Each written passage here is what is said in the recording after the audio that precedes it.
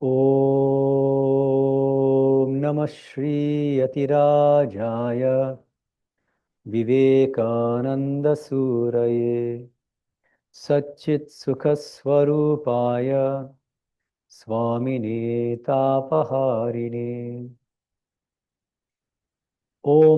We bow down to Swami Vivekananda, the king of all yogis, the son of the bliss of spiritual discernment, who is the embodiment of Satchitananda and the remover of all sorrow. Good morning, everyone. A pleasure to be back here. I think it's my third time here. I always enjoy visiting Dallas, and my pranams to revered Mataji for inviting me here and for her kind hospitality.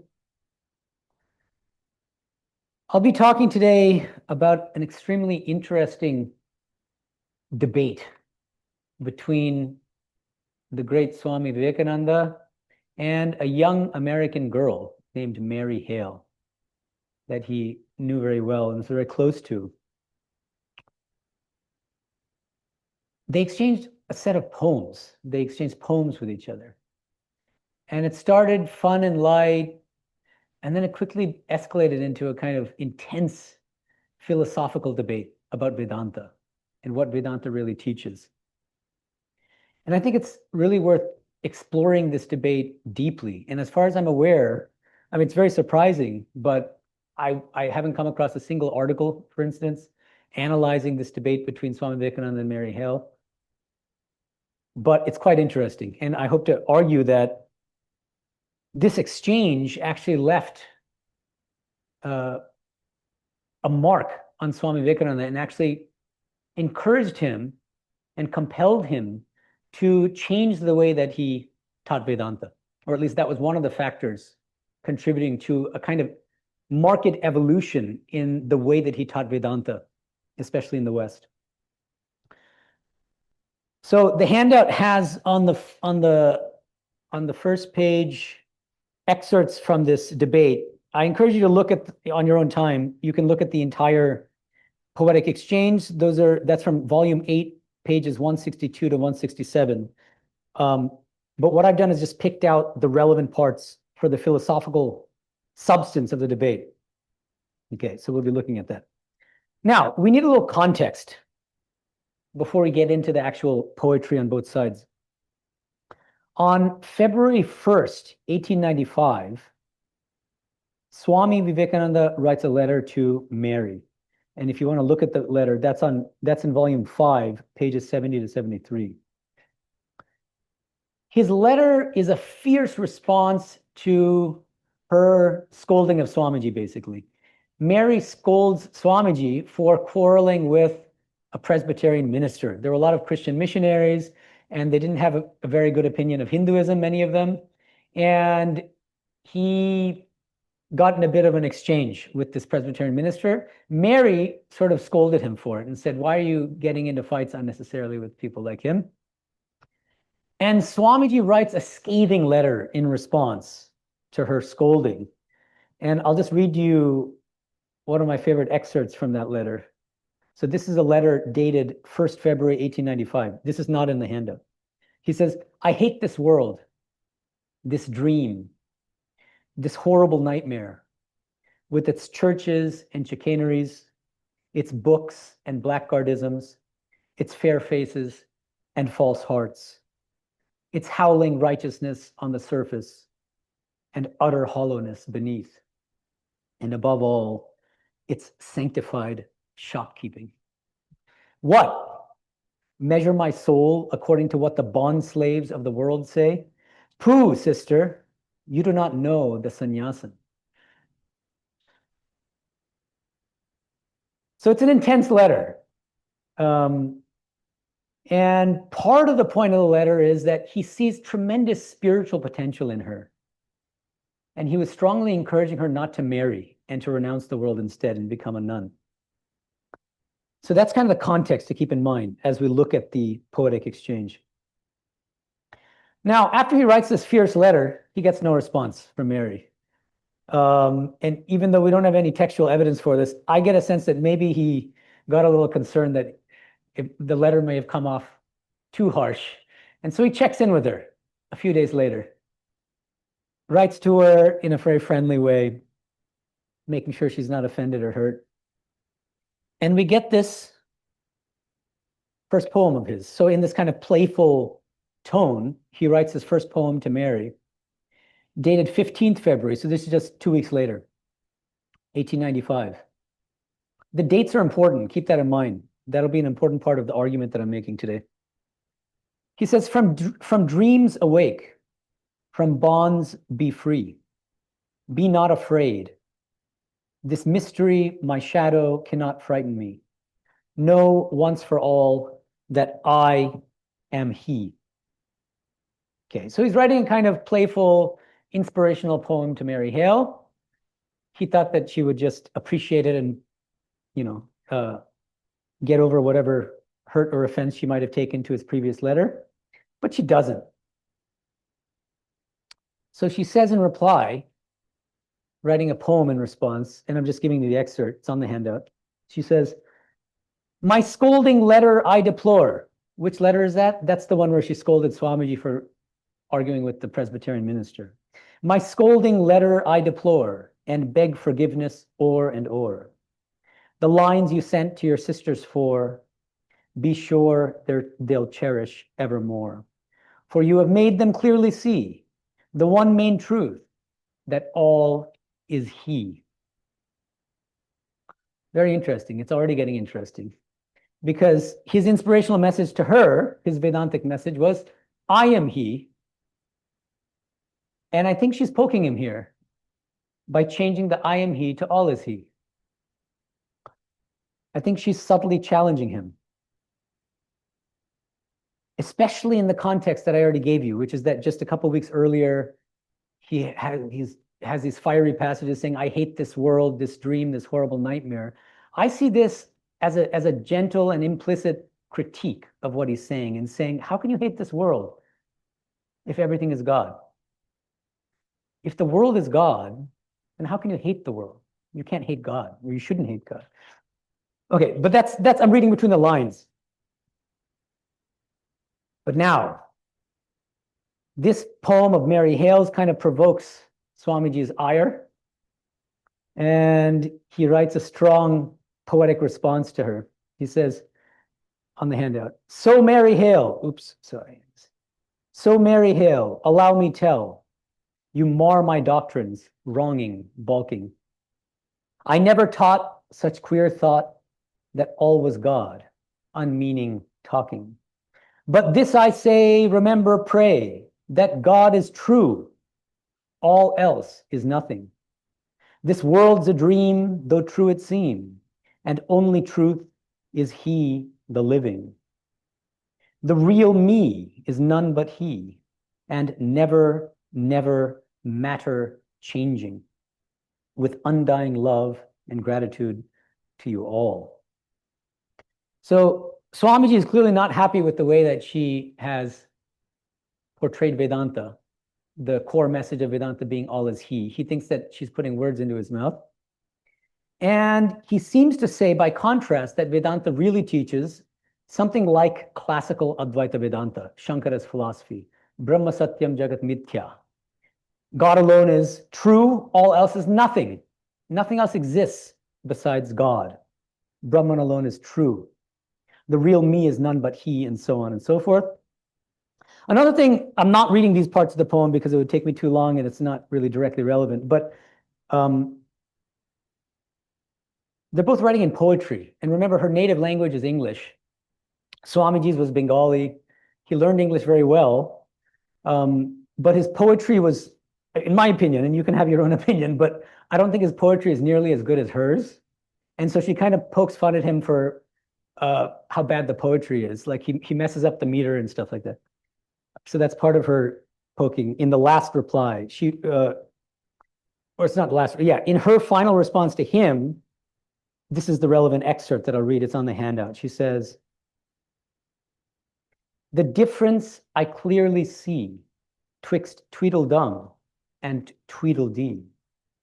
That is a proposition sane, but truly 'tis beyond my vein to make your Eastern logic plain.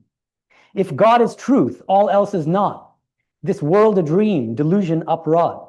What can exist which God is not? All those whom many see have much to fear. He only lives to whom the one is clear. So again I say, in my poor way, I cannot see but that all is He, if I'm in Him and He in me. I think this is a brilliant response to Swamiji. English-wise, one thing I'll say is that I think Swamiji was a master of English prose, to the point where Leo Tolstoy, after he read Swamiji's Raja Yoga, he praised him and said that he's a master of English prose. That I feel, but when he writes poetry in English, I don't like it very much. Whereas his poetry in Sanskrit and Bengali is masterful. His Bengali poems and Sanskrit poems. Okay, but that, as I said, is a side point. We're really going to focus on the philosophical dispute here because I think it's extremely interesting. So before we move on to look at Swamiji's final response to her, let's pause and dwell on what she's saying. What is the substance of her response to Swamiji? I see this, as I said, as a very brilliant philosophical rebuttal to what Swamiji is saying.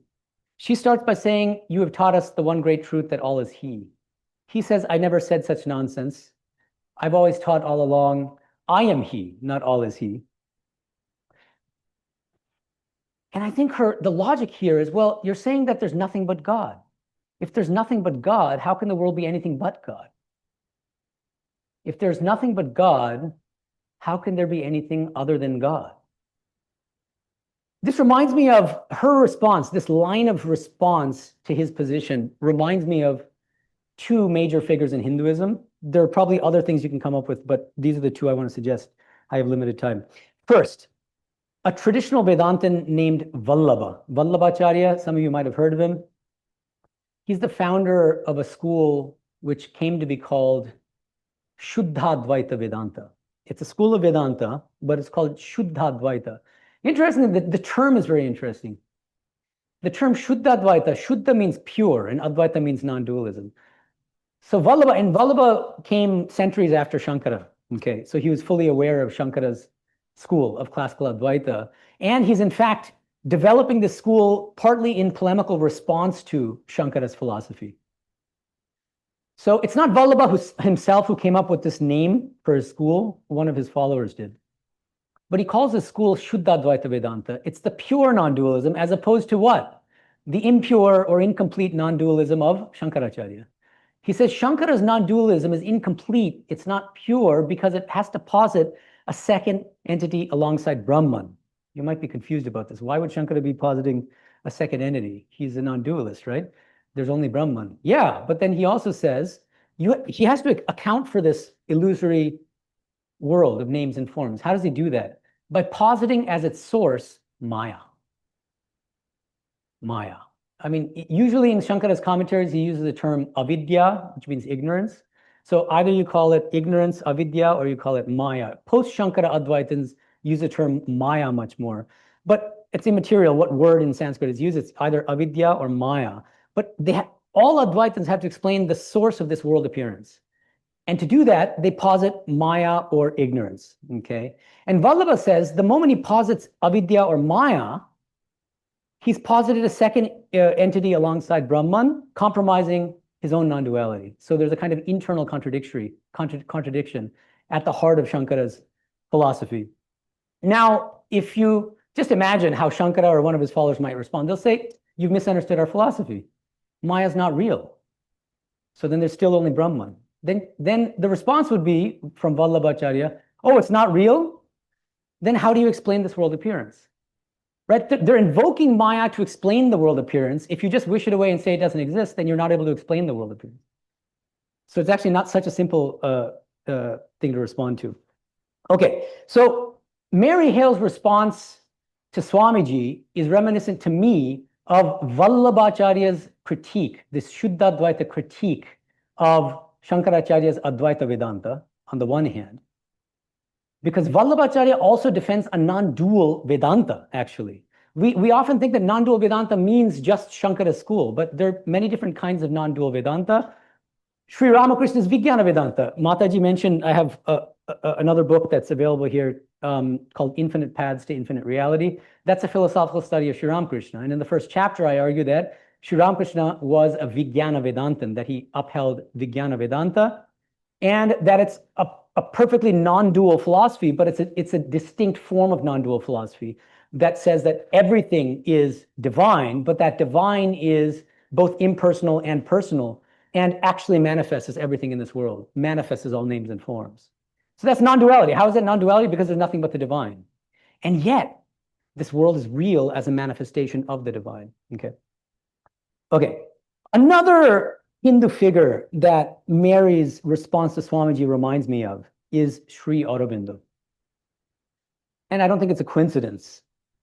Sri Aurobindo, as I assume most of you know, was born in 1872, left his body in 1950, great philosopher, strongly influenced by both Sri Ramakrishna and Swami Vivekananda. And I want to quote to you a passage from his philosophical magnum opus called The Life Divine. In this passage, what he's doing is contrasting Shankara's Advaita Vedanta with what he sees as the more balanced and comprehensive philosophy of the Upanishads themselves. So he's contrasting the original Vedanta of the Upanishads and the Bhagavad Gita with the more one-sided, narrow, and world-denying or world-negating philosophy of Shankara's Advaita Vedanta. And so it's in that context that he says the following. We seek indeed a larger and completer affirmation compared to Shankara's Advaita. He says, we perceive that in the Indian ascetic ideal, and again, he has in mind Shankara's school in particular, we perceive that in the Indian ascetic ideal, the great Vedantic formula, one without a second.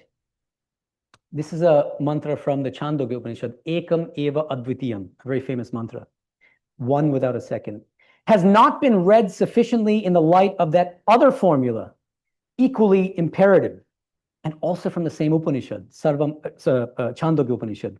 All this is the Brahman. All this is the Brahman, Sarvam Kalvidam Brahma. Then Sri Aurobindo says, the passionate aspiration of man upward to the divine has not been sufficiently related to the descending movement of the divine, leaning downward to embrace eternally its manifestation. Its meaning in matter has not been so well understood as its truth in the spirit. The reality which the sannyasin seeks has been grasped in its full height, but not as by the ancient Vedantins, meaning the rishis in the Upanishads, in its full extent and comprehensiveness. I think this is a very profound statement, and I think the metaphor is helpful here. He says, Shankara's Advaita Vedanta isn't wrong. It's certainly correct. What it gets at are the heights of non-dual realization. I am he, right? That's exactly what Swamiji is talking about.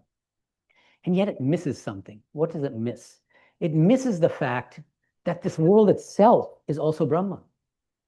That's why Sri Aurobindo reminds Shankaracharya and his followers that the Upanishads teach not only Ekam Eva Advitiyam, which means Brahma Satyam, Brahman is real, Brahman is the ultimate truth, but it also teaches Sarvam Kalvidam Brahma. Everything is Brahman. It's a kind of horizontal axis. So you can say Shankara's Advaita Vedanta honors the vertical axis, but it doesn't honor as well the horizontal axis. So now, since I've already mentioned Vijnana Vedanta, I should say, it seems to me that what Mary is doing here, another way to put it, is that she's channeling Sri Ramakrishna. She's voicing basically Vijnana Vedanta and contrasting it with Swamiji's position at the time, which seemed to be classical Advaita Vedanta.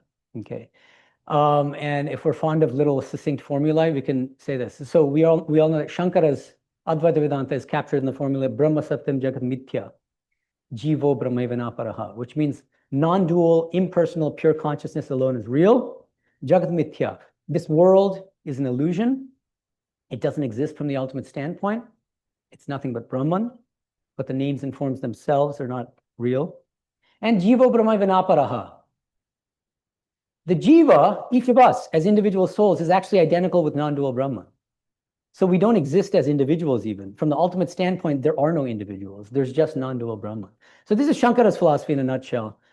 How might we put Sri Ramakrishna's Vijnana Vedanta in a succinct formula? This is what I've come up with.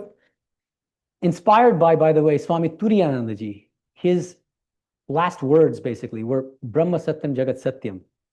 So a reversal of Shankara's formula. Brahman is real and the world is real. So along those lines, I would suggest that Sri Ramakrishna's Vijnana Vedanta is captured in the following Sanskrit formula. Brahma Shakti Satyam, Jagat Satyam. Notice what I've done. Shankara's formula is Brahma Satyam. Why? Because Shakti, the personal God, according to Shankara's school, is also a lower truth. It's not true from the ultimate standpoint. Okay. Whereas Sri Ramakrishna asserts again and again, tirelessly in the Gospel of Sri Ramakrishna, Brahman and Shakti are non-different, like fire and its power to burn. And he says the Vijnani, the one who's attained the state of Vijnana, sees that that reality which is Nirguna is also Saguna. Jini Nirgun Tini Shogun. That reality which is formless also manifests in countless forms. Okay. And so that's the first part of the Sanskrit formula. Brahma Shakti Satyam. We have to add Shakti to the ultimate reality. Brahma Shakti Satyam. And then just a radical reversal of Shankara here. Instead of Jagat Mithya, you get Jagat Satyam. Jagat Satyam. Where does Sri Ramakrishna say this? All over the place. But I'll give you just one example. Sri Ramakrishna says, imagine that you're trying to get up to the roof of a house. How do you get there? You climb the staircase. He likens climbing the staircase to neti sadhana, which means not this, not this. And he defines this not this sadhana as renunciation of vishaya buddhi. Renounce your attachment to sense objects, basically, in order to reach the roof. Then he says, reaching the roof signifies the knowledge of non-dual Brahman in the state of nirvikalpa samadhi, the highest goal of classical Advaita Vedanta. He calls that jnana. And of course, classical Advaitins will stop there. So you reach the roof. Remember the vertical axis? This is the pure vertical axis here. And then Sri Ramakrishna says, startlingly, and to the consternation of classical Advaitins, but some people, some rare souls, after reaching the roof, will look back at the same staircase they had just climbed and say, wait a minute, the staircase is made of the same materials as the roof, brick, slime, and brick dust. He says, that is the Vijnani, who can climb up and down the staircase at will, ascend and descend the staircase, because the Vijnani knows that this world itself is nothing but Brahman. So he says that the Vijnani sees that that reality, which is Nirguna, realized when he reaches the roof, so non-dual Brahman, is Saguna also, is Shakti. And he also adds that the Vijnani sees that Brahman has become the 24 cosmic principles. And he makes a very stark contrast. He says that, therefore, while jnanis, those who have reached the roof and get stuck there, while jnanis dismiss this world as a framework of illusion, dhoka tati is the Bengali phrase, Vijnanis embrace this world of names and forms as a mansion of mirth, a mart of joy, Maujar Kuti. Why? What's so blissful about the world? Because he sees nothing but God. The Vijnani sees the God in all names and forms. Sri Ramakrishna had that experience many times, and one of the most interesting is when he says, it's mentioned in the gospel, he says, I'm doing puja in the Kali temple, and suddenly I see that the puja vessels I'm using are Divine Mother. I see the door sill as Divine Mother. A cat walks into the room. I see the cat as Divine Mother. I see myself as Divine Mother. That's Vijnana. Okay. So it seems to me that what Mary Hale is doing unconsciously is channeling Sri Ramakrishna here and countering Swamiji's classical Advaita philosophy with Sri Ramakrishna's Vijnana Vedanta philosophy. She makes a reference to Tweedledum and Tweedledee. This is from Lewis Carroll's Through the Looking Glass, 1871. Swamiji loved Lewis Carroll's works, and he had read Alice in Wonderland, so he was almost certainly familiar with the reference. What is Mary Hale saying? She's saying, I don't see any difference between I am He and all is He. Right? You have to combine the vertical axis with the horizontal axis to get the truth, the comprehensive truth of Vedanta. If we accept the former, we should also accept the latter. I am He also entails all is He. If God alone exists, then this world also must be God. Let's look at these two lines, especially. She says, all those who many see have much to fear. He only lives to whom the one is clear. I think what she's saying here is, what does she mean by many? Why do we live in fear so long as we see the many? I think what she means is, so long as we look upon this world as consisting of self-existent spatio-temporal objects, independently existing objects, without seeing God. But the moment we see the many as so many manifestations of the one divine reality, then our whole worldview gets transformed. Right? Then the many is not real. The many are real manifestations of the divine. Now remember, Sri Aurobindo is contrasting the original Upanishadic teachings with Shankara's Advaita Vedanta. And I'll give you one example of how we can kind of develop that a little bit. Let's go back to that same Upanishad, which Sri Aurobindo mentions, Chandogya Upanishad.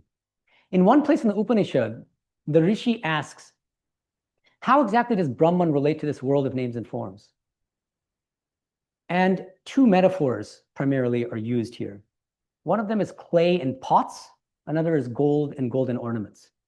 Just as formless clay is shaped by the potter into differently sized and shaped clay pots, just so Brahman manifests as this world of names and forms. And just as molten gold can be turned or made by the goldsmith into golden earrings, golden bracelet, golden necklace, just so Brahman manifests as all these names and forms. This is just straight Upanishad. I'm just giving you what the mantra says. Now, you can ask yourself, just think about it. Shankara's classical Advaita, how does Shankara interpret these metaphors in the Upanishad?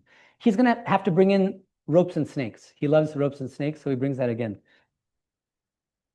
So classical Advaitans say that the only reality is non-dual Brahman, that's likened to a rope. From a distance, we mistakenly think that that rope is actually a snake. The world of names and forms. Then I get closer and I realize, wait a minute, that's not a snake. There was never any snake there. There was the rope all along. I was ignorant of what that thing really was. Actually, there's nothing but Brahman. All these names and forms are just an illusion. Okay, now, is it plausible to apply the rope snake analogy to the Chandogya Upanishad metaphors? If it is, then it would make sense to say clay pots are nothing but an illusory appearance of clay. Golden earrings are nothing but an illusory appearance of gold. Is that plausible? Does that make sense? I don't think so. I, for one, we can talk about it in the Q&A. I think it's far more plausible to say that the golden earrings, the golden bracelet, the golden necklace are real but temporary manifestations of gold. They're nothing but gold, and yet the shapes are true. The clay pots are nothing but clay, and yet the clay pots themselves are real. The clay pots are not illusory appearances of clay. They are real but temporary manifestations of clay. Exactly like that. The difference between Shankara's classical Advaita and Sri Ramakrishna's Vijnana Vedanta is that Shankara says everything is Brahman. Yeah, that's right. Everything is Brahman. He has an interpretation of this mantra in the Brahma Sutra Bhashya, his commentary in the Brahma Sutra. But what he says is the purpose of this mantra, declaring that everything is Brahman, is to tell us to get rid of all names and forms. Clear out all the names and forms from this world, and what's left is the substratum, which is Brahman, and the Brahman alone is real. Sri Ramakrishna says, by contrast, you don't need to subtract anything. I gave a whole talk the other day in Hollywood called Why Sri Ramakrishna Couldn't Subtract. Because when he was in school for a brief period at the age of 5 or 6, he could add. He had no problem adding, but he could never subtract. And I contrast Shankara's subtraction-based Advaita Vedanta with Sri Ramakrishna's own addition-based Vijnana Vedanta. Everything is part of that divine totality. Okay. All right. So with all that said, let's now look at Swamiji's really fascinating response to, this is his final response to her. she's pulled out some pretty sophisticated philosophical artillery, and let's see whether he's able to respond in kind. It's on the handout. I think it's on the handout. Oh, is it not? No, sorry, because I was trying to fit everything on 2 pages. So, okay, I'll read it slowly and carefully so you can follow along. He says, of temper quick, a girl unique, a freak of nature she, a lady fair, no question there, rare soul is Miss Mary. Her feelings deep she cannot keep, but creep they out at last. A spirit free I can foresee, must be of fiery cast. Though many a lay her muse can bray, and play piano too, her heart so cool chills as a rule the fool who comes to woo. He's talking about how she has many suitors. Though, Sister Mary, I hear they say, the sway your beauty gains, be cautious now and do not bow, however sweet, to chains. For 'twill be soon another tune the moonstruck mate will hear. If his will but clash, your words will hash and smash his life, I fear. These lines to thee, Sister Mary, free will I offer, take. Tit for tat, a monkey chat, for monk alone can make. Let's look at this response in relation to what she wrote. I read this as a kind of non sequitur. From a philosophical standpoint, she's making a philosophical response to his argument, and he kind of shifts the terms and says, I know you have a lot of suitors. I know that marriage is tempting, but be careful because I have a feeling you're not going to end up very happy if you marry. So what's his philosophical response to what she's saying? I don't think he has one. I don't see any, as far as I can tell. So now the question is, he was a genius, of course, and a realized soul. Why didn't he give a philosophical response? If he thought she was so wrong, point out what's wrong with what she says. He doesn't. So the question is why?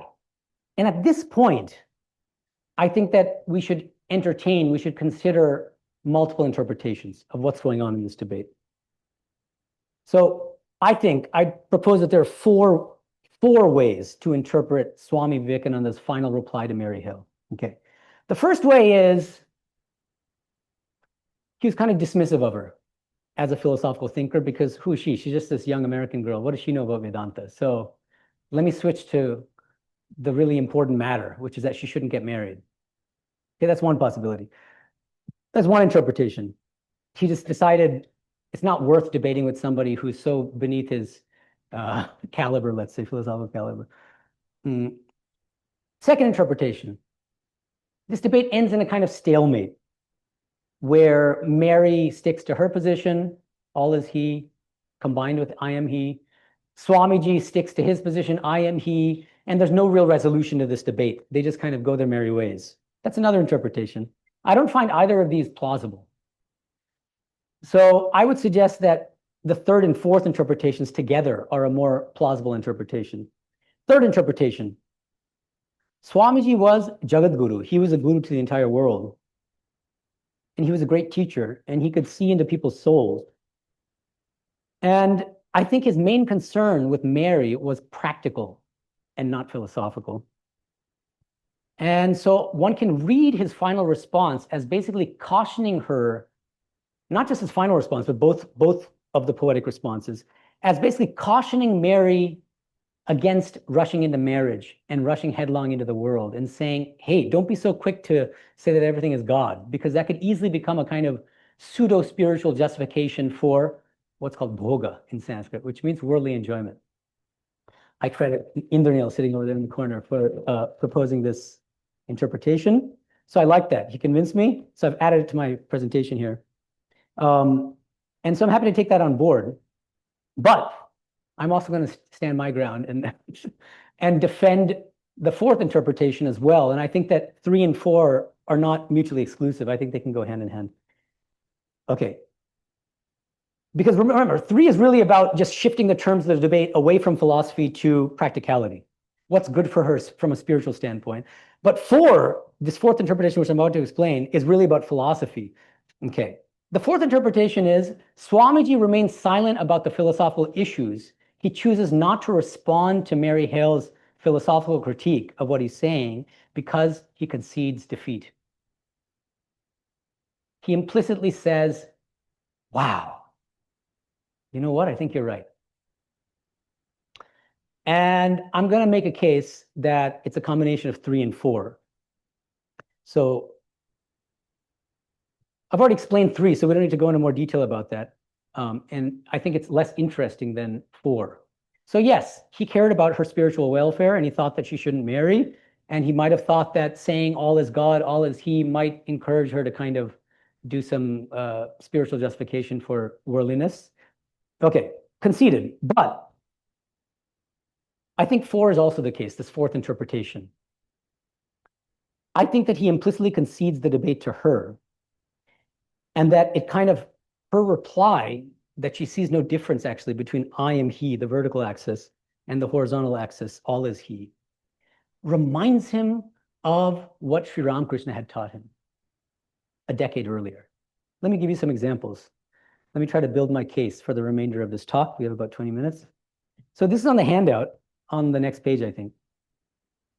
Toward the end of his life, Sri Ramakrishna is living in Kashipur with throat cancer. Naren, the future Swami Vivekananda, is providing a service. He's there all the time. And Naren leaned strongly toward classical Advaita Vedanta. And so to him, the highest ideal is just remaining immersed in Nirvikalpa Samadhi. That's all he wanted. Forget about this world. It's a dream anyway. Who needs it? And so he once voices his desire to Sri Ramakrishna in Kashipur. And Sri Ramakrishna scolds him severely. He says, shame on you. You are asking for such an insignificant thing. I thought you would be like a great banyan tree and that thousands of people would rest in your shade. But now I see that you are seeking your own liberation. There is a state higher than that. It is you who sing, O Lord, thou art all that exists. What is Sri Ramakrishna saying here? He's saying, you're an Ishvara Koti, you're already liberated. Why are you chasing after these petty things? Petty from his standpoint. He's such a great soul. Jnana is nothing to you. You're already a Jnani. You need to be a Vijnani. I think what he's saying is, don't rest at the stage of Jnana. Being on the roof is nothing for you. You came to the world being on the roof. You need to be a Vijnani to serve others. You need to see the divine in everyone. Aren't you the one who sings that very thing? What is it that he's saying that not in love to sing? Oh Lord, thou art all that exists. The very words that Mary Hale puts into his mouth, the ones that he reacts to so severely, are the very words that Sri Ramakrishna is reminding him he himself sings. Sri Ramakrishna is saying, you've got to combine the vertical Vedantic axis, I am he, with the horizontal axis. All is he. But what's my evidence for this claim? So far, it's just a kind of speculative claim.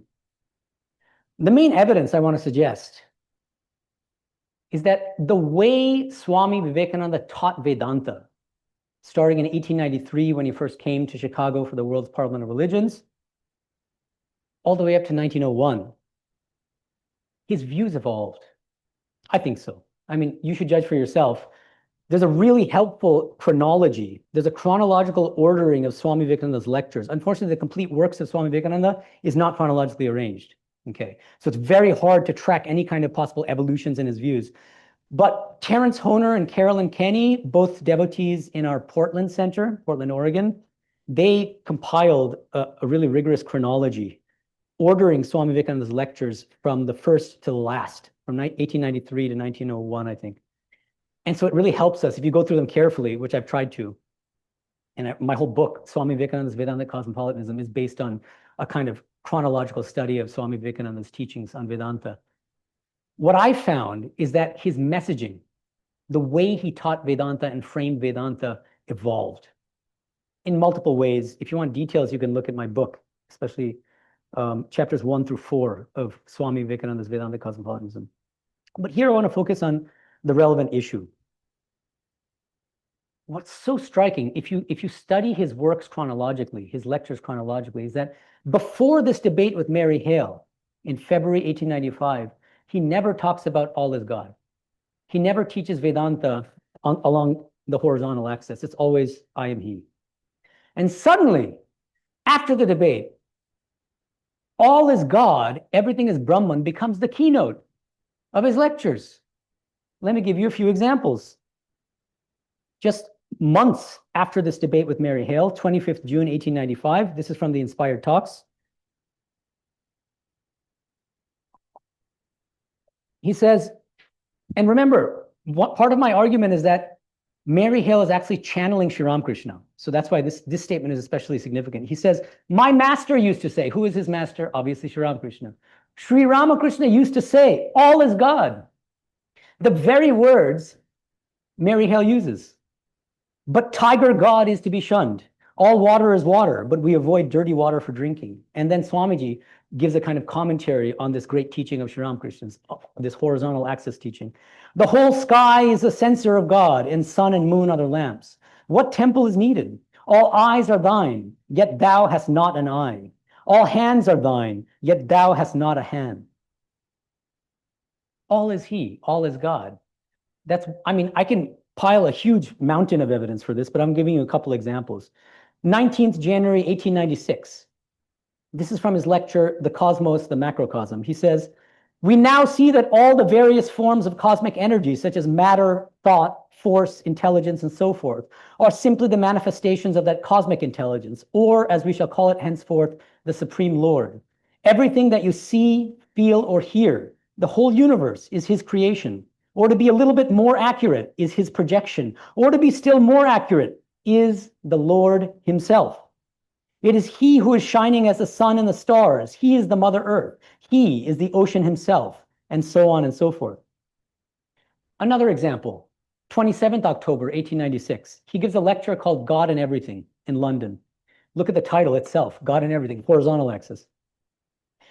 It's a beautiful and original interpretation of the Isha Upanishad. The whole lecture is a sustained commentary on the Isha Upanishad. Is that a coincidence? No. Because what are the first lines? What's the first mantra of the Isha Upanishad? Isha vasyamidam sarvam yatkincha jagatyam jagat. Tena tyaktena bhunjitha magrida kasya siddhanam. This whole world is to be covered by the Lord. And tena tyaktena bhunjitha is extremely interesting.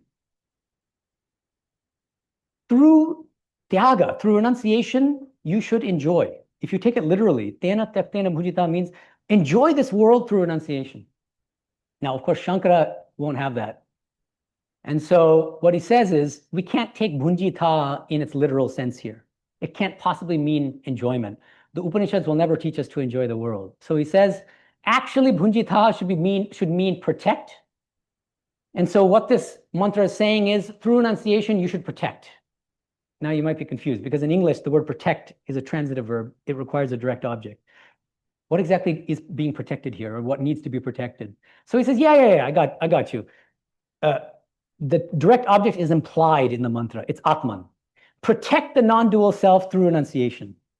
This is Shankara's ingenious interpretation of this phrase, Tena Tyaktena Mujita. If you look at God and Everything, Swamiji's lecture, God and Everything, he deviates from Shankara here. He would often say, don't rely blindly on any of the traditional commentators, including Shankara, because they tended to torture the scriptures whenever they were confronted with passages in the scriptures that didn't match their own philosophy. So this is an example. He rejects Shankara's interpretation as basically text torturing. And instead he says, let's take it at face value. Tena tyaktena bhunjita means enjoy this world through renunciation of egoism and desire. And you can actually enjoy the world the way that Sri Ramakrishna's Vijnani enjoys the world. Remember, what did Sri Ramakrishna say about the Vijnani? The Vijnani embraces the world as a mansion of mirth. Mojakuti. Why? He sees nothing but the blissful Satchitananda in all names and forms. How can you not enjoy the world? Once you've renounced egoism and selfishness and desire, and you really perceive God as everything in the world, of course you'll enjoy the world. You'll play with God, whether you're in the Nitya on the roof or in God's cosmic Leela as the world. Okay.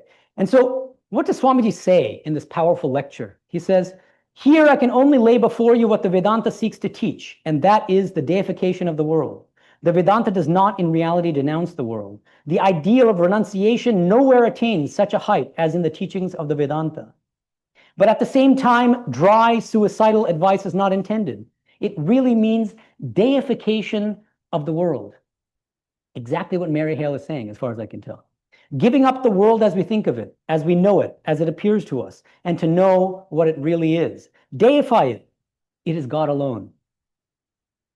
And then he adds, he says, we read at the commencement of one of the oldest of the Upanishads, meaning the Isha Upanishad, whatever exists in this universe is to be covered with the Lord. And he adds a little bit later, the whole world is full of the Lord.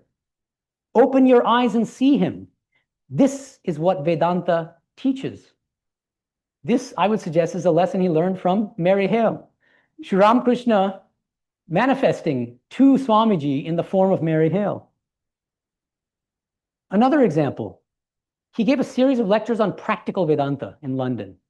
Okay, 4-part series. And what he does there is he basically defends and explains Vedanta in terms of Sri Ramakrishna's Vijnana Vedanta, combining both the vertical axis, I am he, with the horizontal axis, all is he. I'll give you an example. He says, this is a line of thought in the passage I've read to you. It's a passage from the Chandogya Upanishad. He says, the earth is a symbol of the Lord. The sky is the Lord. The place we fill is the Lord. Everything is Brahman. Only the one infinite Brahman exists. Everything is Brahman, okay? And then on that basis, he then says, you need to make Vedanta practical. That's what he calls practical Vedanta. And what does he mean by that? I think what he means by practical Vedanta is exactly, what Sri Ramakrishna meant by Shiva Jnane Jiva Seva. Sri Ramakrishna in Bengali taught this great teaching, which is you should serve others in a spirit of worship by trying to see the same divine in everyone. And he echoes Sri Ramakrishna in one of these practical Vedanta lectures when Swamiji says, but what is more practical than worshiping here, worshiping you? I see you, feel you, and I know you are God. The Mohammedan says there is no God but Allah. The Vedanta says there is nothing that is not God. The living God is within you, and yet you are building churches and temples and believing all sorts of imaginary nonsense. The only God to worship is the human soul in the human body. I think this is really important because he grounds this Shiva Jnane Jiva Seva, this practical Vedanta, this ethics of social service, on the basis of Sri Ramakrishna's Vijnana Vedanta, not classical Advaita Vedanta. And I've written an entire article on this if you're interested. It's called Shiva Jnane Jiva Seva, Re-examining Swami Vivekananda's Practical Vedanta in the Light of Sri Ramakrishna. You can find that on my website. Okay, so I think in this poetic debate between Swami Vivekananda and Mary Hale, she actually comes out the victor. And he basically concedes defeat. He doesn't even try to rebut her final argument, which is that you have to combine the vertical Vedantic axis, I am he, with the horizontal Vedantic axis, all is he.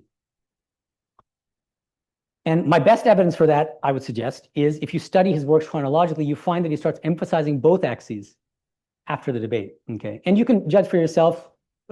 You can get the chronology of his lectures by Terence Honer and Carolyn Kenny online for free as a PDF. It's a lot of work, by the way, but anyway.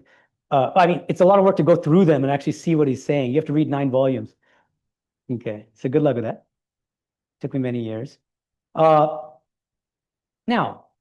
some people might cringe, kind of intuitively cringe at this argument. But I love Swamiji, and you're diminishing him. Why am I diminishing him? In what way am I diminishing him? What did Swamiji say again and again?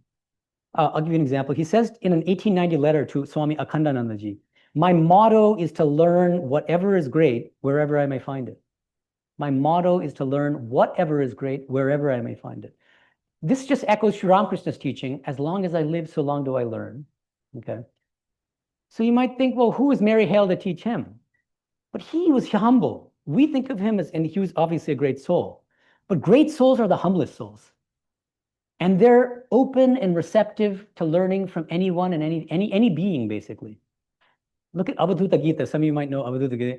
He considered the birds flying in the sky as his upagurus, as people that, as his teachers, people that can teach him. The whole world has something to teach us if we're receptive, if we're open. I want to give you another example to kind of make more plausible that he could possibly learn anything about Vedanta from an American woman, a young American woman who has no background in Vedanta. This is also really fascinating. It's a complete digression, but it's still, I'm making a general point here. In a letter to Mary Hale's mother, G.W. Hale, dated 1st July 1894, in excitement, he writes a letter to her.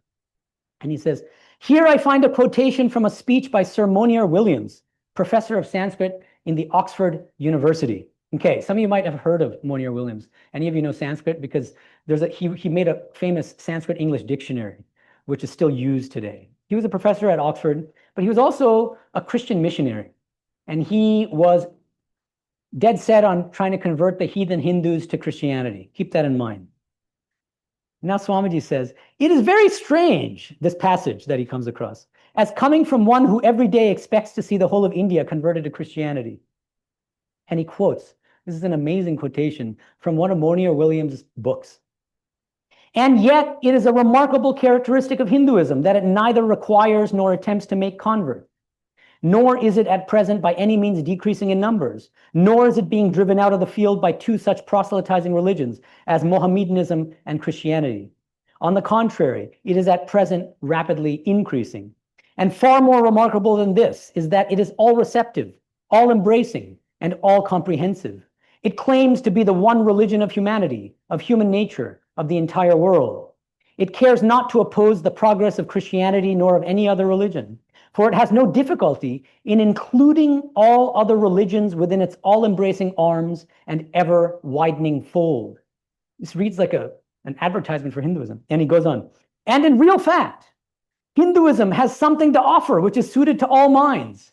Its very strength lies in its infinite adaptability to the infinite diversity of human characters and human tendencies. It has its highly spiritual and abstract side, suited to the philosophical higher classes." What does this remind us of? Of the four yogas, obviously Jnana Yoga. "Its practical and concrete side, suited to the man of affairs and the man of the world, Karma Yoga. Its aesthetic and ceremonial side, suited to the man of poetic feeling and imagination, Bhakti Yoga. Its quiescent and contemplative side, suited to the man of peace and lover of seclusion, Raja Yoga, the yoga of meditation." Remarkable. Because what happens after he reads this, July 1st, 1894, the four yogas becomes another keynote in his lectures on Vedanta. You never see him talking about the four yogas before this letter. And now suddenly you see him talk about the four yogas all the time in exactly the way that Monier Williams is talking about it.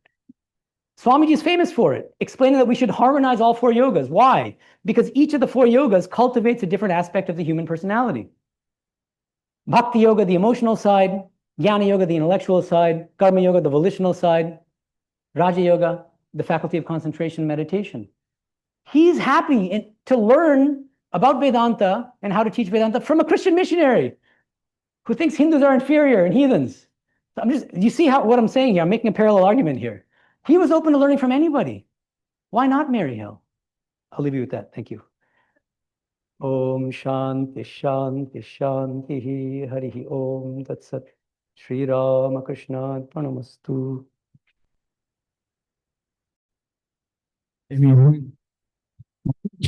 You mentioned there could be another reason why, it is just my perspective, why Swamiji did not respond.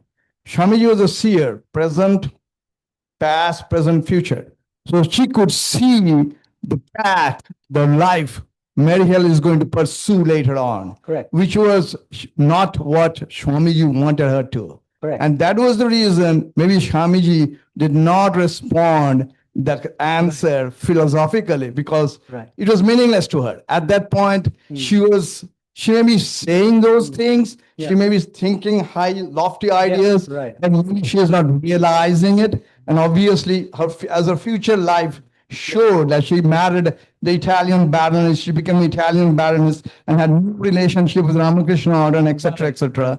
So maybe that is the reason why Swami did not mention it. Yeah. And another thing I would like to mention, when Thakur said in that famous word, Shiva Jnana Jiva Sheba, the only person could realize what Thakur was doing, and that was Swamiji. Right. So he was having the concept of vertical access Yeah. and the horizontal access way long back Yeah. before she met Maria. Right. Okay, great. These are both great points. So the first point is basically what Indranil told me a couple of days ago, what he suggested, which is I gave 4 interpretations of Swamiji's final reply. And Indranil, that number 3 is what both of you are kind of advocating. And what did I say? I said I agree with it, but 3 is not mutually exclusive with 4. Okay, so that's the answer to your first point. The second point is this. Thank you. I'll say thank you because you're basically supporting my main argument in chapter 2 of my book on Swami Vivekananda, Swami Vivekananda's Vedanta Cosmopolitanism. I argue that that Sri Ramakrishna trained Swami Vivekananda, the young Naren, in 2 phases.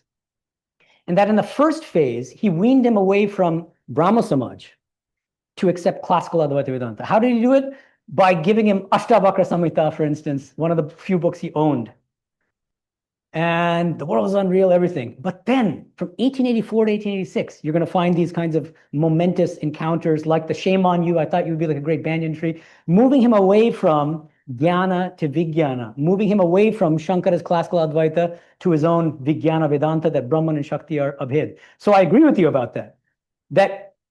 But the thing is, we don't have proof that Swamiji was persuaded by Sri Ramakrishna's arguments. That's the problem. I think that Swami Vivekananda was not fully convinced. He was one of those people. He was such a critical thinker. Everybody around him was worshiping Sri Ramakrishna's avatara, and as obviously one of the greatest spiritual personages that India has ever produced. And he's saying, I think your visions of Kali are hallucinations. You're a megalomaniac. He'll be saying all these things. And Sri Ramakrishna loved him the most because he questioned. And so even that, I mean, just because Sri Ramakrishna taught him that doesn't mean that Sri Ramakrishna at that point succeeded in converting him. And I think that there was still a kind of a lag there. Maybe. I mean, again, and another thing to keep in mind is even if personally speaking or experientially speaking, he was already a Vijnani and kind of accepted Vijnana Vedanta spiritually and experientially, that doesn't mean that he was teaching Vedanta at the intellectual level in terms of preaching, in terms of his lecture work, in terms of Vijnana Vedanta. Do you see what I mean? There could be a lag between his experience of Vijnana and the way that he preached Vedanta as well. So that's how I would respond to your second question. Thank you. Oh, and I want to say one more thing, sorry. If you want to argue that interpretation 3, this Indranil / what's your name? Anirban. Aniruddha. Aniruddha, Indranil kind of interpretation here. If you want to argue that, if you want to defend that interpretation and say that that's not compatible with 4, okay, which is, I'm saying that 3 and 4 go hand in hand. I think you face the challenge of doing that chronological examination of Swami Vivekananda's lectures and basically refuting my main argument, which is that his messaging changes after this debate. And he starts to emphasize more and more, all is God, all is He, everything is Brahman. So the horizontal axis becomes much more prominent after the debate. And so it's just kind of incomplete work. So I'd encourage you, if you want to, you should develop that, but it's a lot of work. Yeah. Yeah. Oh my goodness, there's a fly. Is she trying? Yes. Hi. Namaste. Namaste, Maharaj. My name is Vinita, and I'm sorry I'm on Zoom. My question is why does Swami Vivekananda, who's such a great soul, not concede defeat to Mary Hale if he felt that, right? Why don't you explicitly say it, right? Yes. Yeah, maybe. And also, I have one more question. Mhm. Why did Mary Hale give up? Why did she not call him out, or why did she not? Well, she already called him out. If you have No, after he what sent else would her the letter with the marriage thing, you know. Sorry. After he sent this response about her beauty and her marriage, etc. Why did she not go back to the subject? Right. Okay. So 2 things. So this always happens when people have 2 questions. I forget the first one. Okay. What was the first one again? Why did Swami not concede defeat? Oh yeah. Okay. Look, he was a great soul. He was humble and all these things. So then, if he really did concede defeat, then why didn't he just say, "You win, hands down"? I don't know. That's my answer. I don't know. Maybe this Indranil Aniruddha kind of line might help to explain it, which is like, look, like, let's not focus so much on these philosophical issues right now, because for her, the priority, the urgent need is not to rush headlong into this world and marry. And so maybe he's marry, don't marry is kind of the what he's emphasizing there. Secondly, now I forgot the second question. Wait, remind me again of what. Well, why do you think she gave up? Why did she not? Look, this has happened to me a lot. I'm a philosopher, an academic philosopher, and a debater, and I love debating. And sometimes I debate with people who are like, they're not even able to engage at an intellectual level. And at that point, and they become emotional. And at that point, the best thing to do is to step away, as far as I can tell. And he's clearly becoming emotional here, and he's thinking about her personally, and is like, okay, I see. You decided not to engage with the philosophical substance of what I'm saying. This has happened many times. So I feel for her. And then thirdly, Mike Tyson, if you KO, what do you leave the ring, for goodness sakes? Why do you have to stick around? Yeah. Thank you. Thank you. Yeah. Swami, I'm Raj. So let's kind of keep the different aspects of Vedanta aside for a minute.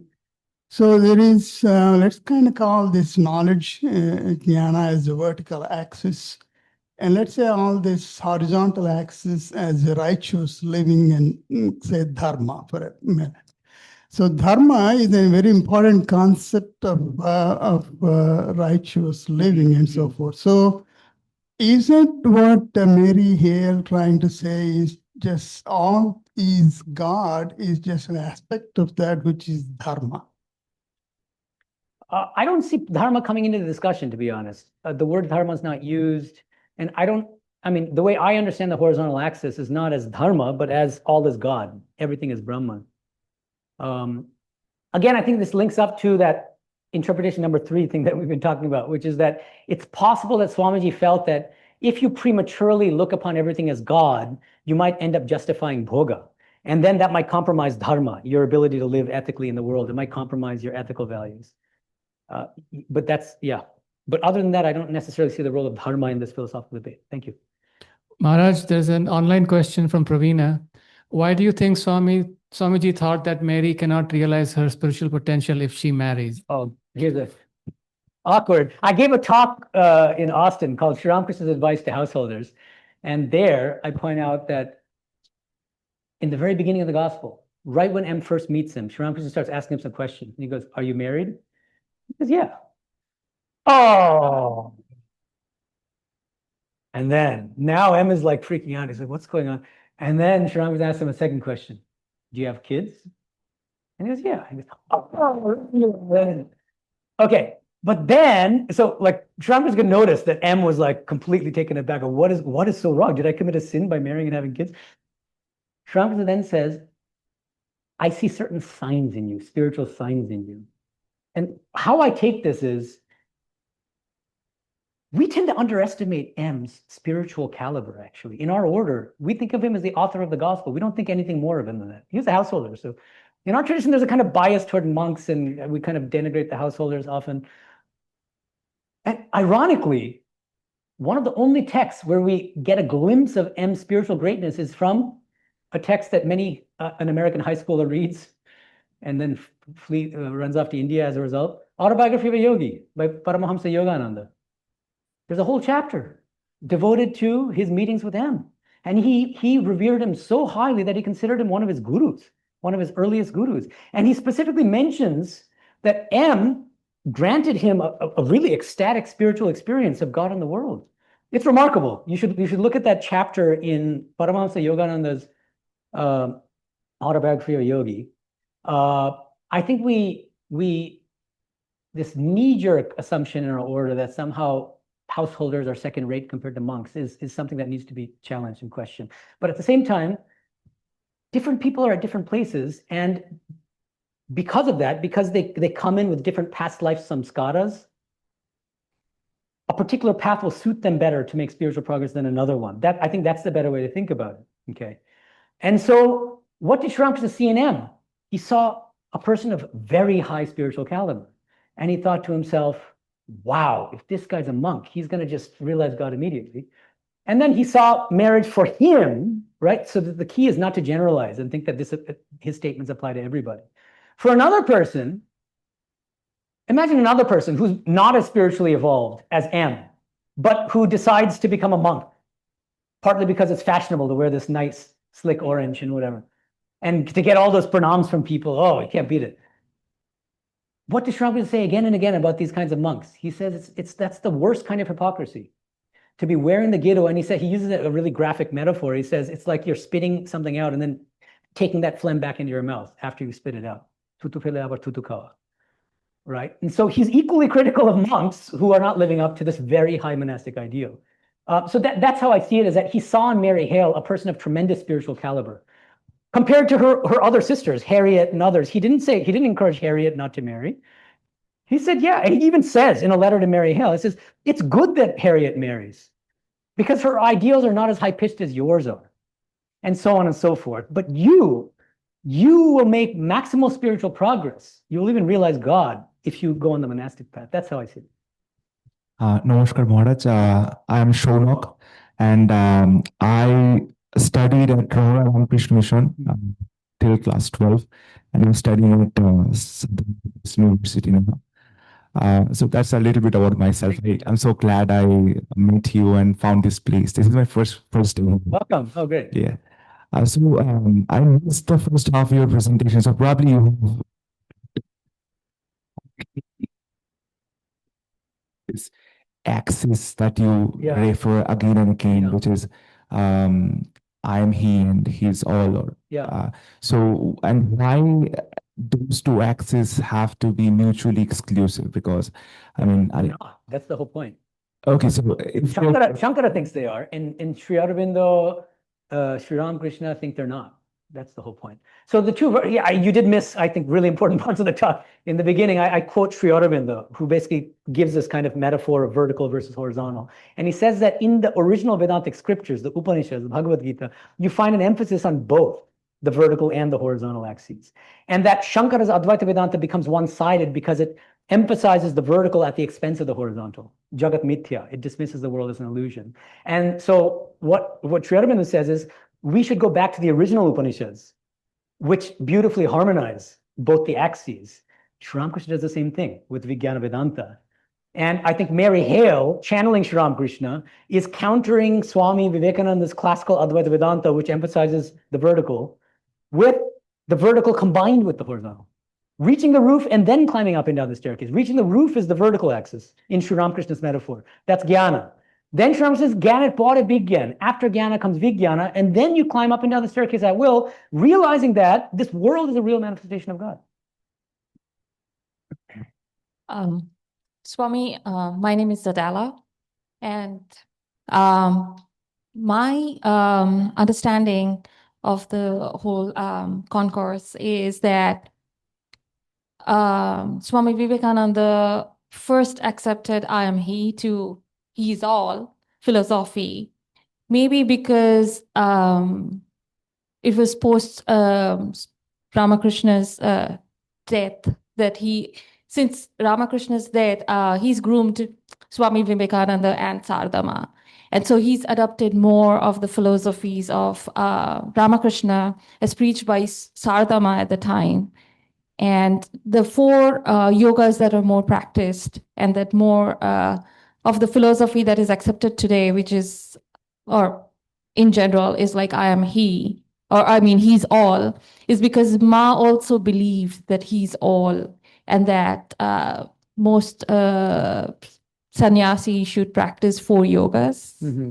Okay, it's a very interesting suggestion. You're bringing Holy Mother Sharada Devi into the picture here, and you're suggesting that maybe the primary influence in the way that he changed the way he taught Vedanta was not Mary Hale, but Sharadama. I mean, it could be both. It could be both. Yeah. But I mean, it's a very intriguing suggestion, but it's completely unevidence-based. Until you give me evidence for that, I want to see chronologically what Holy Mother said at what time that might have made him. The problem with it to me is that chronologically speaking, before he left for the West, he met Holy Mother several times, of course. She must have had a number of conversations with him. But he came to the West, 1893, And until that letter exchange of poems with Mary Hale, he's still not teaching the all is he part. Do you see what I mean? Yeah. So that's why I think that, I mean, it's possible that she played a role as well, but I think that really needs to be substantiated with textual evidence. Yeah, so thank you. That's very interesting. There's somebody in the back. So thank you, Maharaj. So first of all, yes, it was myself. I'm Mriganka. So Vedanta, that's your name? Mriganka. Mridanga. Yeah, Mriganka or Mriganka. Okay. So that's how people call me. So first of all, thanks for enlightening us for this stuff with this topic. So I just want to know, where can I read or come to know more about this transition in Swamiji's thought process from where I am he to all is he? Okay, great. I love it when people give me an opportunity to plug my own books. Okay. I'm joking. Okay, so yeah, so I wrote a whole book on this, over 400 pages long, called Swami Vivekananda's Vedanta Cosmopolitanism. And you should look at chapters 1 through 4, especially. But is it the Vivekananda book too? Oh, I see. Okay, so she held up the Infinite Paths, but apparently the Vivekananda book is out there too. How many copies do we have? There are two different books, one on Ramakrishna and one on Swamiji. The one you held up was Infinite Paths to Infinite Reality. That's the one on Sri Ramakrishna. So the one on Swamiji, you can, I recommend, this is recorded, but I'll say it anyway. It's very expensive in the US because they only came out with the hardback edition. Better if you ever have a trip to India, get it from India. There's a South Asian edition, which is cheaper, and then you bring it back to the US. Yeah. Or you can order it through Vedanta.org, or Vedanta.com. The Hollywood bookstore, we sell it through our catalog. We'll ship it to you, and it'll be cheaper. Yeah. Yes. Swami, I'm Ashutosh. The question just came up in my mind. Swami Vivekananda being a realized soul, does chronology apply to him? Right. This is a good question, and it's one that a certain stripe of devotee feels. Like, wait a minute, he's a realized soul. So what is there? I mean, how can a realized soul's views evolve? How can their attitude evolve? Now, just look at Sri Ramakrishna, just as a kind of another example here. Did his views not evolve? If you just look at the gospel, just a period of 4 or 5 years, there are all sorts of evolutions going on. He talks about them. He says, in the past, I used to see so-and-so. Now I like to think of God as sporting in the form of human beings. After I broke my arm, he actually refers to an event. After my arm got broken, now I see the world in a different way, and blah, blah, blah. Realized soul? Obviously, far more than a realized soul. And yet his views evolved. Because the thing is, what we don't understand is, these realized souls, especially, they were Ishvara Kotis. These are not people who came here because of their karma, because they're trapped in this samsara. They're here to serve humanity. So everything they do is significant for humanity and is meant to uplift humanity, even the evolution. And so, yes, I think Sri Ramakrishna evolved. I think Swami Vivekananda evolved, and it doesn't diminish their greatness. It's part of the play. It's part of the divine Leela of these realized souls. Yes.